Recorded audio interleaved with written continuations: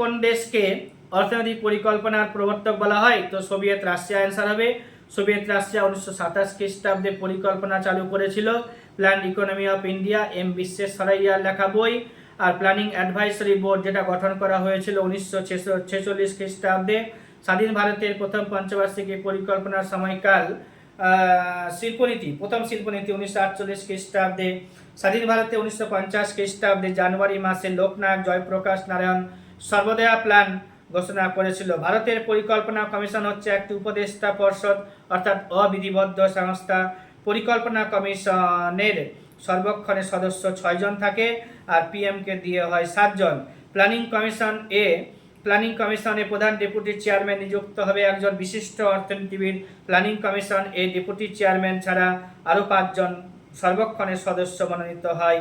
তারা সাধারণত শিক্ষা, বিজ্ঞান, অর্থনীতি, সাধারণ প্রশাসক হিসেবে বিশেষজ্ঞ থাকবেন। প্ল্যানিং কমিশনের কাজগুলো কি? দেশের বস্তুগত সম্পদ এবং আর্থিক সম্পদের মূল্যায়ন করা, দেশের সম্পদের সর্বোত্তম বন্টনের সুবন্দোবস্ত করা, সময়ে সময়ে পরিকল্পনার অগ্রগতির মূল্যায়ন করা। ভারতের জাতীয় উন্নয়ন পরিষদ যেটা এনডিসি 1952 খ্রিস্টাব্দে 6 তারিখে অগাস্ট মাসে গঠন করা হয়েছিল। এনডিসিতে থাকবে কারা? ভারতের প্রধানমন্ত্রী, সমগ্র রাজ্যের সিএম, কেন্দ্রশাসিত অঞ্চলের শাসক প্রধান, প্ল্যানিং কমিশনের সকল সদস্যবৃন্দ। ভারতে পঞ্চম পঞ্চবার্ষে ফিফথ প্ল্যানিং হলো অর্থনৈতিক সামাজিক পরিকল্পনা, এটা বললামই। আর দর্শানুপাত 15 থেকে 20 বছর পর্যন্ত টার্গেট ফিক্স করা হয়। ভারতে অর্থনৈতিক পরিকল্পনার মূল উদ্দেশ্য অর্থনৈতিক প্রসার করা, সামাজিক ন্যায় বিচার ও ন্যায়পরায়ণতা প্রতিষ্ঠা করা, অর্থনৈতিক স্বনির্ভরতা বৃদ্ধি করা এবং আধুনিকীকরণ। ফোর্থ প্ল্যান এ সময়কালে গরিবী হটাও স্লোগান উচ্চারিত হয়েছিল সরকারের তরফ থেকে। দারিদ্র্যকে সরাসরিভাবে আক্রমণ করা হয়েছিল কিন্তু পঞ্চম পঞ্চবার্ষিকী পরিকল্পনার সময়ে 1975 সালে। পরিবার পরিকল্পনা পৃথিবীর মধ্যে প্রথম ভারত নেওয়া হয়েছিল 1952 খ্রিস্টাব্দে, প্রথম পঞ্চবার্ষিকী পরিকল্পনার সময়কালে। ঘূর্ণায়মান প্ল্যান হচ্ছে 1978 থেকে 80 সাল পর্যন্ত। প্ল্যানিং কমিশনের খসড়াপত্র চূড়ান্তভাবে অনুমোদিত হয় কোথায়? তো এনডিসিতে।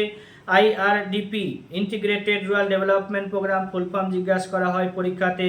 প্ল্যানিং রিফর্মস যেটা আছে নয়া অর্থনীতি, এটা 1991 খ্রিস্টাব্দে।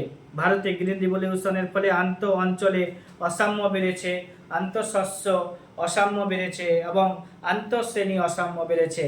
কৃষি ঋণের সর্বোচ্চ ব্যাংকটির নাম হচ্ছে নাবার্ড। 1982 খ্রিস্টাব্দে পড়লাম একটু আগে। অর্থ কমিশন গঠন হয় 5 জনকে নিয়ে, একজন চেয়ারম্যান থাকে এবং 4 জন অন্যান্য সদস্য থাকে। সেবি আর আরবিআই এর প্রেজেন্ট যে চেয়ারম্যান আছে তার নাম কি জানতে হবে। সেবির চেয়ারম্যান কে আছে তার নাম জানতে হবে। সেবি কত সালে গঠিত হয়েছিল সেটা জানতে হবে। আরবিআই কত সালে গঠিত হয়েছিল সেটা জানতে হবে। আরবিআই কবে ন্যাশনালাইজেশন হয়েছিল এগুলো সব জানতে হবে, খুব ভালো করে পড়বে। নেক্সট ক্লাসে আরও স্লোলি এবং গভীরতার সাথে ইকোনমিক্সগুলোকে বোঝানো হবে, জিডিপি পড়ানো হবে।